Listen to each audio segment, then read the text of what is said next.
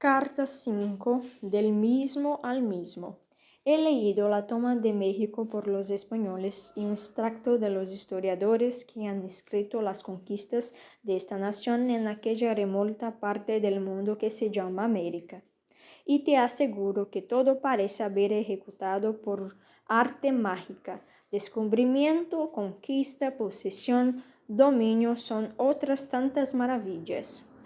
Como los autores por los cuales he leído esta serie de prodigios son todos españoles, la imparcialidad que profeso pide también que lea lo escrito por los extranjeros. Luego sacaré una razón media entre lo que digan estos y aquellos, y creo que en ella podré fundar el dictamen más sano. Supuesto que la conquista y dominio de aquel medio mundo tuvieron y aún tienen tanto influjo sobre las costumbres de los españoles, que son ahora el objeto de mi especulación. La lectura de esta historia particular es un suplemento necesario al de la historia general de España y clave precisa para la inteligencia de varias alteraciones sucedidas en el estado político y moral de esta nación. No entraré en la cuestión tan vulgar de saber si estas nuevas adquisiciones han sido útiles, inútiles o perjudiciales a España. No hay evento alguno en las cosas humanas que no pueda convertirse en daño o en provecho según lo maneje la prudencia. Carta 6. Del mismo al mismo. El atraso de la ciencia en España en este siglo, ¿quién puede dudar que procede de la falta de protección que hallan sus profesores? Hay cochero en Madrid que gana 300 pesos duros y cocinero que funda mayorazgos. Pero no hay quien no sepa que se ha de morir de hambre como se entrega a las ciencias, excepto a las de pan y lucrando, que son las únicas que dan de comer. Los pocos que cultivan las otras son como aventureros voluntarios de los ejércitos que no llevan paga y se exponen más. Es un gusto oírles hablar de matemáticas, física moderna, historia natural, derecho de gentes y antigüedades y letras humanas, a veces con más recato que si hiciesen moneda falsa.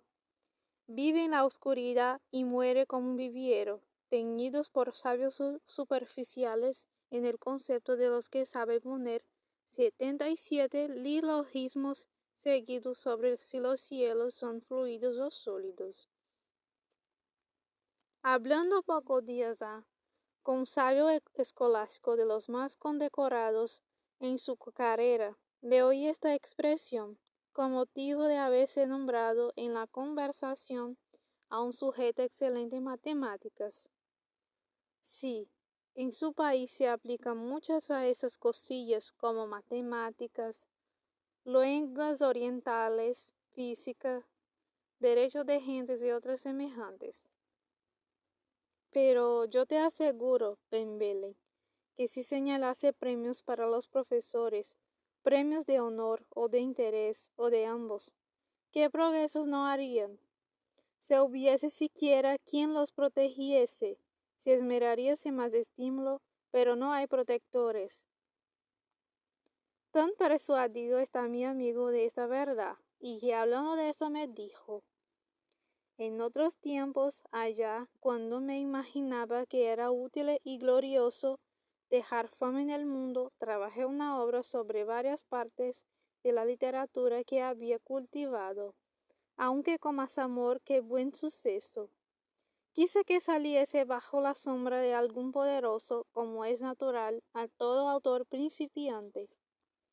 Oí a un magnate decir que todos los autores eran locos, a otro que las dedicatorias eran estafas, a otro que renegaba del que inventó el papel, otro se burlaba de los hombres que se imaginaban saber algo. Otro me insinuó que la obra que le sería más acepta sería la letra de una tonadilla. Otro me dijo que viera como un criado suyo para tratar esta materia. Otro ni me quiso hablar, otro ni me quiso responder, otro ni me quiso escucharme, y desde resultas de todo esto, tomé la determinación de dedicar el fruto de mis desvelos al mozo que traía el agua a casa. Su nombre era Domingo, su patria Galicia. Su oficio ya está dicho, con que recogí todos estos preciosos materiales para formar la dedicatoria de esta obra. Y al decir estas palabras, sacó de la cartera unos cuadernillos, púsose los anteojos, acercóse a la luz y después de haber hojeado, empezó a leer dedicatoria a Domingo de Domingos, aguardó decano y la fuente del Ave María. Detúvose de mi amigo un poco y me dijo, mira, qué mecenas. Prosiguió leyendo. Buen domingo, arquea las cejas, ponte grave, tose, gargajea, toma un polvo con gravedad, bosteza con estrepto. Tiéndete sobre este banco, empieza a roncar, mientras leo mi muy humilde, muy sincera y muy justa dedicatoria. ¿Qué? ¿Te ríes y me dices que eres un pobre aguardó, tonto plebeyo y por tanto sujeto poco apto para proteger obras y autores? Pues qué, ¿te parece que para ser un mecenas es preciso ser noble, rico y sabio? Mira, buen Domingo, a falta de otros tú eres excelente. ¿Quién me quitará que te llame, si quiero, más noble que Eneas, más guerrero que Alejandro, más rico que Creso, más hermoso que Narciso, más sabio que los 7 de Grecia, y todos los meses que me vengo a la pluma? Nadie me lo puede impedir, sino la verdad, y ésta has de saber que no ata las manos a los escritores. Antes suele ellos atacarlas a ella, y cortarla las piernas, y sacarla los ojos, y taparla la boca. Admite, pues, este obsequio literario. Sepa la posteridad que Domingo de Domingos, de inmemorial genealogía, aguardó de las más famosas fuentes de Madrid, ha sido, es y será el único patrón, protector y favorecedor de esta obra. Generaciones futuras, familias de venideros siglos, gentes extrañas, naciones no conocidas, mundos aún no descubiertos, venerará en esta obra, no por su mérito, harto pequeño y trivial, sino por el sublime, ilustre, excelente, egregio, encumbrado y nunca bastantemente aplaudido nombre y título de mecenas. Tú, monstruo horrendo, envidia, furia tan bien pintada por Ovidio, que sólo está mejor retratada en la cara de algunos amigos míos. Muerde con sus mismos negros dientes tus maldecientes y rabiosos labios, y tu ponzoñosa y escandalosa lengua. Vuelve a tu pecho infernal la envenenada saliva que iba a dar horrorosos movimientos a tu maldiciente boca, más horrenda que la del infierno, pues esta solo es temible a los malvados y la tuya aún lo es más a los buenos. Perdona, Domingo, esta bocanada de cosas que me inspira la alta dicha de tu favor, pero ¿quién en la rueda de la fortuna no se evanece en lo alto de ella? ¿Quién no se hincha con el soplo lisonjero de la suerte? ¿Quién desde la cumbre de la prosperidad no se juzga superior a los que poco antes se hallan en el mismo horizonte? Tú mismo, a quien contemplo mayor que muchos héroes de los que no son aguardores, ¿no te sientes el corazón lleno de una noble presunción cuando llegas con tu cántara a la fuente y todos te hace lugar? Con qué generoso fuego te he visto brillar tus ojos cuando recibes este obsequio de tus compañeros, compañeros dignísimos, obsequio que tanto mereces por tus canas nacidas en subir y bajar las escaleras de mi casa y otras. Ay, de aquel que se resistiera. ¿Qué cantarazo llevará si todos se resbalaran? A todas aterrarías con tu cántaro y puño, como Júpiter a los gigantes con sus rayos y centellas. A los filósofos parecería exceso ridículo de orgullo esta amenaza y la de otros héroes de esta clase. Pero, ¿quiénes son los filósofos? Unos hombres rectos de amantes de las ciencias, que quisieron hacer a todos los hombres odiar las necedades que tiene la lengua unísona con el corazón y otras ridiculeces semejantes. Vuélvanse, pues, los filósofos a sus guardillas y deje rodar la bola del mundo por esos aires de Dios, de modo que a fuerza de dar vueltas se desvanezcan las pocas cabezas que aún se mantienen firmes y todo el mundo se convierta en un espacioso hospital de locos. Carta 7. Del mismo al mismo. En el imperio de Marruecos, todos somos igualmente desapreciables en el concepto del emperador y despreciados en la del plebe, siendo muy accidental la distinción de un u otro individuo para él mismo y de ninguna esperanza para sus hijos. Pero en Europa son varias las clases de vasallos en el dominio de cada monarca. La primera cosa de hombres que poseen inmensas riquezas de sus padres y dejan por el mismo motivo a sus hijos considerables bienes. Ciertos empleos se dan a estos solos y gozan con más inmediación el favor del soberano. A esta jerarquía sigue otra de nobles menos condecorados y poderosos. Su mucho número llena los empleos de las tropas, armadas, tribunales, magistraturas y otros, que en el gobierno monárquico no suele darse a los plebeyos, sino por algún mérito sobresaliente. Entre nosotros, siendo todos iguales y poco duraderas las dignidades y posesiones, no se necesita diferencia en el modo de criar los hijos. Pero en Europa la educación de la juventud debe mirarse como objeto de la primera importancia. El que nace en la ínfima clase de las tres y que ha de pasar su vida en ella no necesita estudios, sino saber el oficio de su padre en los términos en que se lo ve ejercer. El de la segunda ya necesita otra educación para desempeñar los empleos que ha de ocupar con el tiempo. Los de la primera se ven precisados a estos mismos con más fuerte obligación, porque a los 25 años o antes ha de gobernar sus estados, que son muy vastos, disponer de inmensas rentas, mandar cuerpos militares, concurrir con los embajadores, frecuentar el palacio y ser el dechado de los de la segunda clase. Esta teoría no siempre se verifica con la exactitud que se necesita. En este siglo se nota alguna falta de esto en España. Entre risa y llanto me contó Nuño un lance que parece de novela, en que se halló y que prueba la viveza de los talentos de la juventud española, singularmente en algunas provincias, pero antes de contármelo puso el preludio siguiente. Días ha que vivo en el mundo como se hallará fuera de él. En este supuesto no sé a cuántos estamos de educación pública.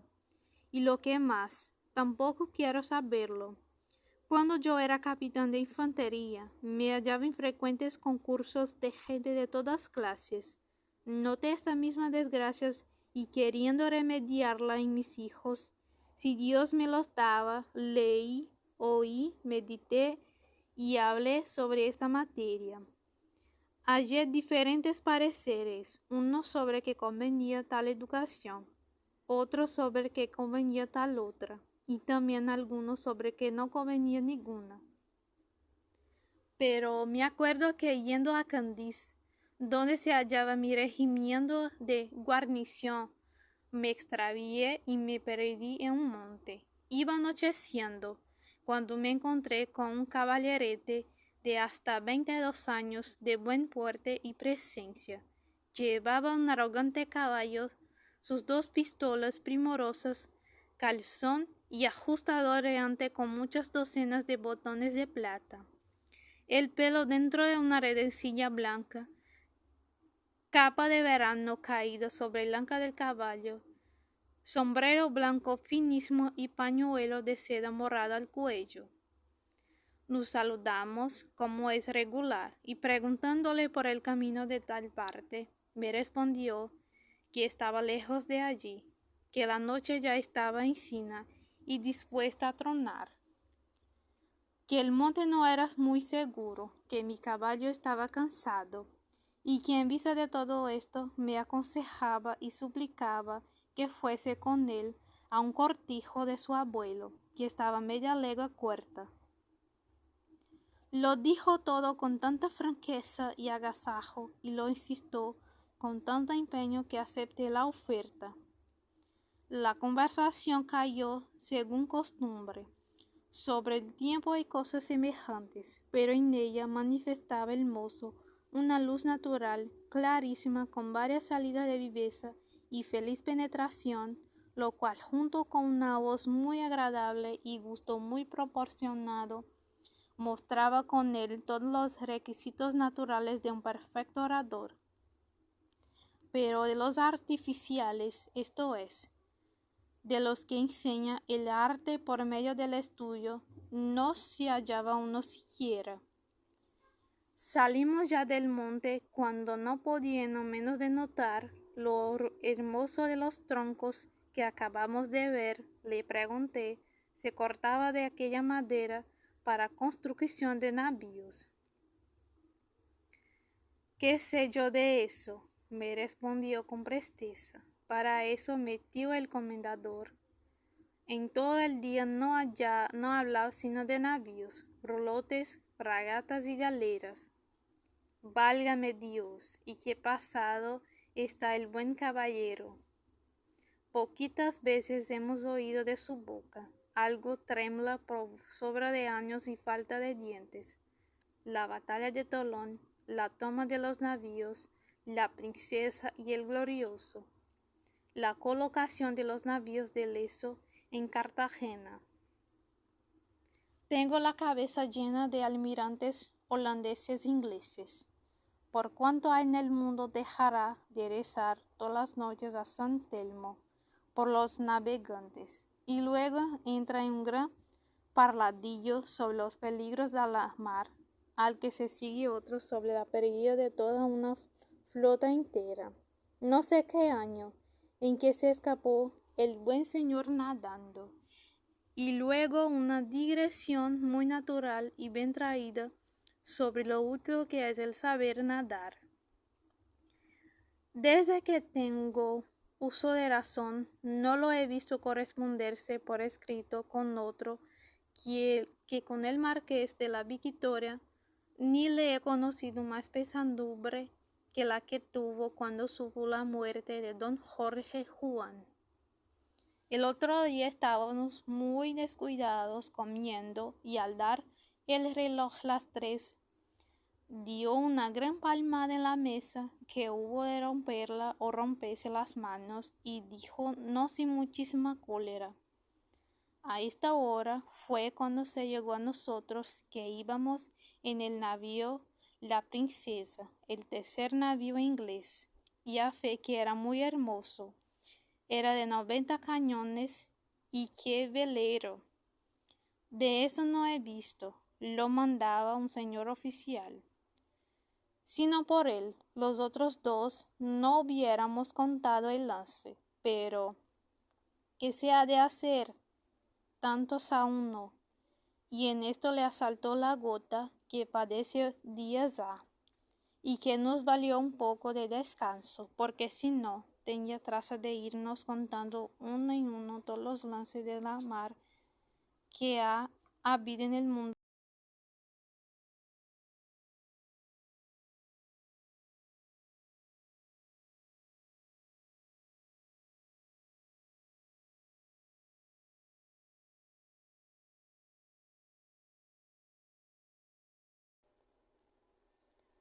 Cesó por un rato el mozalbete, la murmuración contra un tío tan venerable, según lo que él mismo contaba, y al entrar en un campo muy llano, con dos lugarcitos que se descubrió a corta distancia el uno del otro, bravo campo, dije yo, para disponer 70.000 hombres en batalla. Con esas a mi primo, el cadete de guardias, respondió el otro con igual desembarazo. ¿Sabe cuántas batallas se han dado desde que los ángeles buenos derrotaron a los malos? Y no es lo más eso, sino que sabe también las que se perdieron. ¿Por qué se perdieron? Las que se ganaron. ¿Por qué se ganaron? ¿Y por qué quedaron indecisas? Las que ni se ganaron ni se perdieron. Ya lleva gastado no sé cuántos doblones e instrumentos de matemáticas. Y tiene un baúl lleno de unos planos que él llama y son unas estampas feas que ni tiene caras ni cuerpos. Procuré no hablarle más del gesto que de Marina, y solo le dije, no será lejos de aquí la batalla que se dio en el tiempo de don Rodrigo y fue tan costosa como nos dice la historia. Historia, dijo, me alegrará que estuviera aquí mi hermano el canónigo de Sevilla, y no lo haya aprendido, porque Dios me ha dado en él una biblioteca viva de todas las historias del mundo. Es mozo que sabe de qué color era el vestido que llevaba puesto el rey don Fernando cuando tomó a Sevilla. Llegábamos ya cerca del cortijo, sin que el caballero me hubiese contestado a materia alguna de cuantas le toqué. Mi natural sinceridad me llevó a preguntarle cómo le había educado y me respondió, a mi gusto, al de mi madre y al de mi abuelo, que era un señor muy anciano que me quería como las niñas de sus ojos. Murió de cerca de 100 años de edad. Había sido capitán de lanzas de Carlos II, en cuyo palacio se había. Mi padre bien quería que yo estudiase, pero tuvo poca vida y autoridad para conseguirlo. Murió sin tener el gusto de verme escribí. Ya me había buscado un ayo, y la cosa iba de veras, cuando cierto accidentillo lo descompuso todo. ¿Cuáles fueron sus primeras lecciones? Preguntéle yo. Ninguna, respondió el muchacho. Ya sabía yo leer un romance y tocar unas seguidillas. ¿Para qué necesita más un caballero? El dominio bien quiso meterme en Honduras, pero le fue muy mal y hubo de irle mucho peor. El caso fue que había yo concurrido con otros amigos a un niciero. Súpolo y vino tras mí a oponerse a mi voluntad. Llegó precisamente a tiempo que los vaqueros me andaban enseñando cómo se toma la vara. No pudo traerle su desgracia a peor ocasión. A la segunda palabra que quiso hablar, le di un barazo tan fuerte en medio de la cabeza que se le abrí en más casco que una naranja. Y gracias a que me contuve, porque mi primer pensamiento fue ponerle una vara lo mismo que a un toro de 10 años. Pero por primera vez me contenté con lo dicho. Todos gritaban, ¡vive el señorito! Y hasta el tío Gregorio, que es hombre de pocas palabras, exclamó, lo ha hecho Lucía como un ángel del cielo. ¿Quién es ese tío Gregorio? Preguntéle atónito de que aprobase tal insolencia, y me respondió, el tío Gregorio es un carnicero de la ciudad que suele acompañarnos a comer, fumar y jugar. Poquito le queremos todos los caballeros de por acá, con ocasión de irse mi primo Jaime María a Granada y yo a Sevilla. Hubimos de sacar la espada sobre quién lo había de llevar, y en esto hubiera parado la cosa. Si en aquel tiempo mismo no le hubiera prendido la justicia por no sé qué puñadillas que dio en la feria y otras frioleras semejantes, que todo ello se convulso al mes de cárcel. Dándome cuenta del carácter del tío Gregorio y otros iguales personajes, llegamos al cortijo. Presentóme a los que allí se hallaban, que eran amigos o parientes suyos de la misma edad, clase y crianza, se había juntado para ir a una cacería. Y esperando la hora competente, pasaba la noche jugando, cenando, cantando y hablando, para todo lo cual se hallaban muy bien provistos, porque habían concurrido algunas gitanas con sus venerables padres, dignos esposos y preciosos hijos. Allí tuve la dicha de conocer al señor tío Gregorio, a su voz ronca y hueca y patilla larga, vientre redondo, modales ásperas, frecuentes juramentos y trato familiar. Se distinguía entre todos. Su oficio era hacer cigarros, dándolos ya encendidos de su boca a los caballeritos, atizar los velones, decir el nombre y mérito de cada gitano, llevar el compás con las palmas de la mano cuando bailaba alguno de sus más apasionados protectores y brindar a sus saludes con medios cántaros de vino. Conociendo que venía cansado, me hicieron cenar luego y me llevaron a un cuarto algo apartado para dormir, destinando un mozo del cortijo que me llamase y condujese el camino. Contarte los dichos y hechos de aquella academia fuera imposible o tal vez indecente. Solo diré que el humo de los cigarros, los gritos y las palmadas del tío Gregorio, la bulla de todas las voces, el ruido de las castañuelas, lo desinflado de la guitarra, el chillido de las gitanas sobre cual había de tocar el pelo para que lo bailase Preciosilla, el ladrillo de los perros y el desentono de los que cantaban, no me dejaron pegar los ojos en toda la noche. Llegaba la hora de marchar, monté a caballo, diciéndome a mí mismo en voz baja: así se cría una juventud que pudiera ser tan útil si fuera la educación igual al talento. Y un hombre serio, que al parecer estaba de mal humor con aquel género de vida, oyéndome me dijo, con lágrimas en los ojos: sí, señor,